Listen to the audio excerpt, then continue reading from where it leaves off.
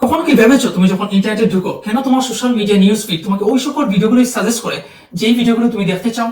এর কারণ হচ্ছে অ্যালগরিদম। অ্যালগরিদম হচ্ছে অনেকগুলো ইনস্ট্রাকশন বা নির্দেশনার সমষ্টি, যেগুলো ডাটা প্রসেস করার মাধ্যমে ডিসাইড করে তুমি পরবর্তীতে কোন ভিডিওগুলো দেখবে। অ্যালগরিদম তোমার বিহেভিয়ার, যেমন তুমি কোন ভিডিওগুলো দেখো, কোন ভিডিওতে লাইক করো, কোনগুলো স্কিপ করো, এই বিষয়গুলো ট্র্যাক করে, অ্যানালাইসিস করে এবং এর থেকে শিখে তোমাকে পরবর্তীতে এমন ভিডিও সাজেস্ট করে যেই ভিডিওগুলো তুমি দেখতে পছন্দ করো। কিন্তু এখানে ব্যাপার হচ্ছে অ্যালগরিদম কিন্তু তোমার ভালোর জন্য নয়। এটাকে এমন ভাবে ডিজাইন করা হয়েছে যাতে করে তোমাকে যতক্ষণ বেশি সম্ভব ইন্টারনেটে রাখা যায় সেটা করার জন্য।